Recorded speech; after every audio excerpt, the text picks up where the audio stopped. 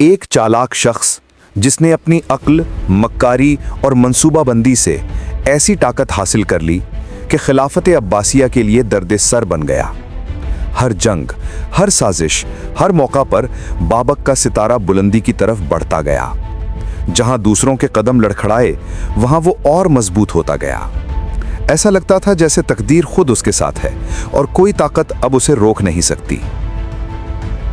जब बाबक के मानने वालों की तादाद तकरीबन 3 लाख तक पहुंच गई, तो उसने सन 201 हिजरी में खिलाफत अब्बासिया के खिलाफ बगावत का ऐलान कर दिया। उस वक्त बगदाद में खलीफा मामून अब्बासी हुकूमत कर रहा था।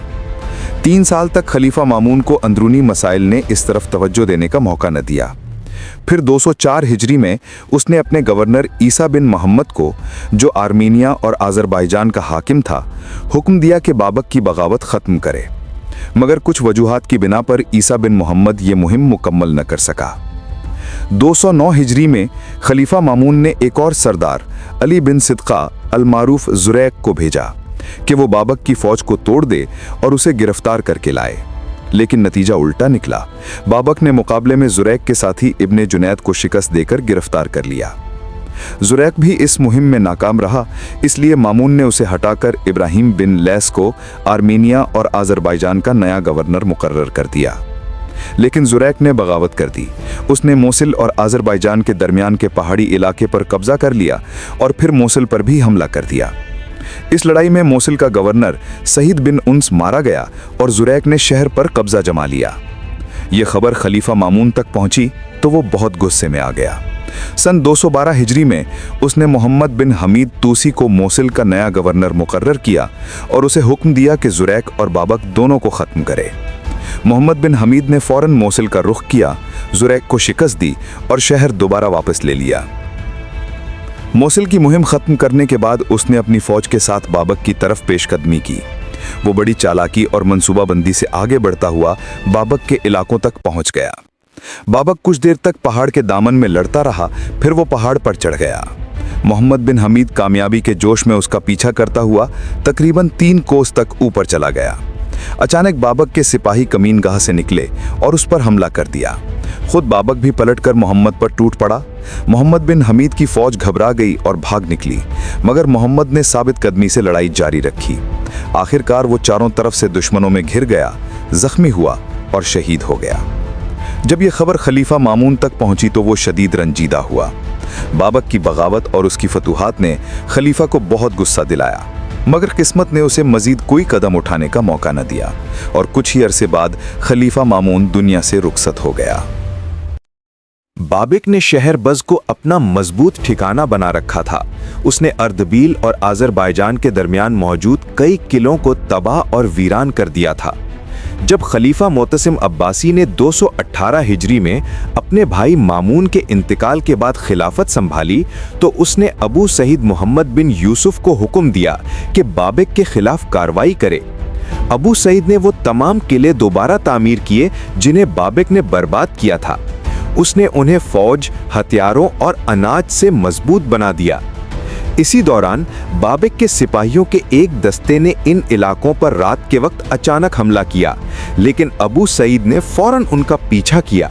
उसने न सिर्फ लूटा हुआ माल वापस लिया, बल्कि बेशुमार बाबकी सिपाहियों को कत्ल किया और कईयों को गिरफ्तार भी कर लिया।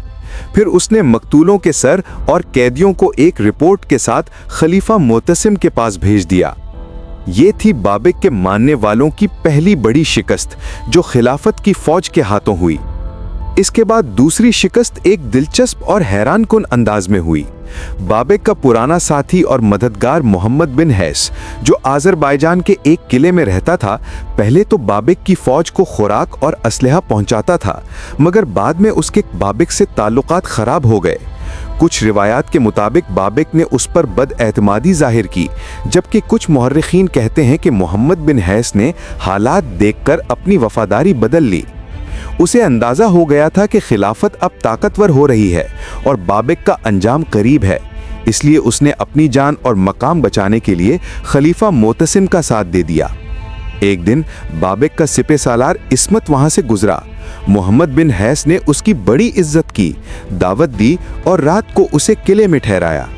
लेकिन ऐन रात के वक्त उसने धोखे से इस्मत को गिरफ्तार कर लिया, उसके साथियों को कत्ल कर दिया और इस्मत को खलीफा मोतसिम के दरबार में भेज दिया। खलीफा ने इस्मत से बाबिक के किलों और जंगी राजों के बारे में पूछा।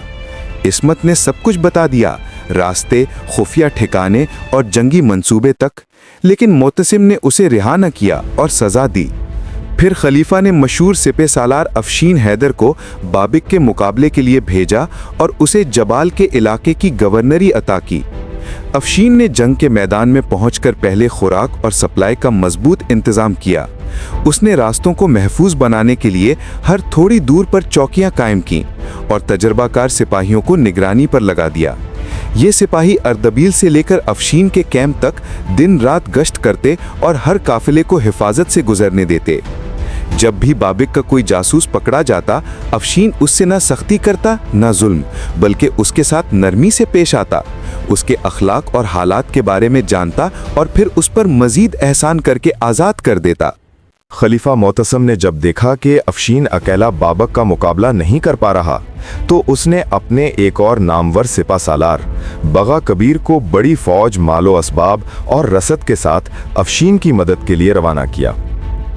बाबक को जब खबर मिली कि बगा कबीर एक बड़ी फौज के साथ आ रहा है, तो उसने सोचा कि हमला करने से पहले ही उस पर शबखून यानी अचानक हमला मार दिया जाए। लेकिन बाबक के इस मंसूबे की खबर उसके अपने ही कुछ जासूसों के जरिए अफशीन तक पहुंच गई। अफशीन ने फौरन बगा कबीर को खत लिखा, तुम काफले के साथ कला नहर तक जाओ, फिर काफले को रवाना करके खुद वापस अर्दबील आ जाना। बगा कबीर ने अफशीन की हिदायत के मुताबिक यही किया। वो काफला आगे भेजकर खुद अर्दबील वापस चला गया। अब इधर बाबक को सिर्फ इतनी इत्तला मिली कि बगा का काफला कला नहर की तरफ रवाना हो गया है। उसे ये गुमान हुआ कि बगा खुद भी इसी काफले में मौजूद है, इसलिए वो अपने चुनिंदा सिपाहियों के साथ उस पर हमले के लिए निकल पड़ा। जब बाबक कला नहर के करीब पहुंचा तो बगा कबीर तो वहां था ही नहीं, लेकिन कला नहर का वाली यानी गवर्नर अपने सिपाहियों के साथ उसी काफले के हमराह मौजूद था। बाबक ने समझा कि यही बगा का लश्कर है। उसने हमला किया, काफले के तमाम सिपाहियों को मार डाला और तमाम मालो असबाब लूट लिए। इसी दौरान रास्ते में बाबक की मुलाकात अफशीन के सिपा सालार हैशम से हो गई। बाबक ने उस पर भी हमला किया। हैशम जख्मी होकर एक कले में जा छुपा। बाबक ने कले का मुहासरा कर लिया, लेकिन ऐन उसी वक्त अफशीन अपनी फौज के साथ वहां पहुंच गया और अचानक बाबक के लश्कर पर हमला कर दिया। यह हमला इतना अचानक था कि बाबक के सिपाहियों के होश उड़ गए। वो बदहवासी में इधर उधर भागने लगे। ज्यादातर सिपाही मारे गए, बाकी जान बचाकर हौकान की तरफ भाग निकले। बाबक भी किसी तरह बचकर वहां पहुंच गया, लेकिन वहां से पलटते ही उसने एक चालाक मंसूबा बनाया। उसने पहाड़ी रास्तों पर कब्जा करके अफशीन के लश्कर की रसद का रास्ता काट दिया। अब अफशीन की फौज को खाने पीने का सामान मिलना बंद हो गया और लश्कर के सिपाही भूख से निढाल होने लगे। अफशीन ने करीबी इलाके मरागा के हाकिम को पैगाम भेजा कि फौरन खुराक और सामान रवाना करो, मगर बदकिस्मती से रास्ते में बाबक के सिपाहियों ने वो रसद लूट ली। ये खबर मिलते ही बगा कबीर ने फौरन अपना तमाम मालो असबाब किसी न किसी तरह बाबक के हमले से बचाया और बड़ी मेहनत से वो सब कुछ अफशीन के कैंप तक पहुंचा दिया। अफशीन ने वो सामान लश्करियों में तकसीम कर दिया, जिससे लश्कर वक्ती तौर पर संभल गया। अब अफशीन ने मुतमईन होकर अपने सिपा सालारों को बाबक पर हिसार डालने का हुक्म दिया। चुनाचे किला बस से 6 मील के फासले पर मोर्चे कायम किए गए। बगा ने करिया बज़ में दाखिल होकर जंग छेड़ दी। सख्त लड़ाई के बाद इसके लश्कर का बड़ा हिस्सा काम आ गया और वो मोहम्मद बिन हमीद सिपा सालार के मोर्चे में वापस चला आया।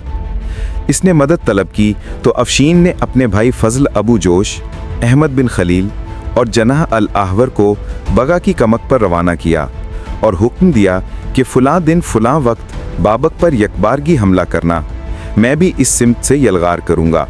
मगर इत्तेफाक से बरसात और सख्त सर्दी की वजह से बगा वगैरह यौम मुकर्रर पर ना पहुँच सके और अफशीन में अकेले ही हमला कर दिया।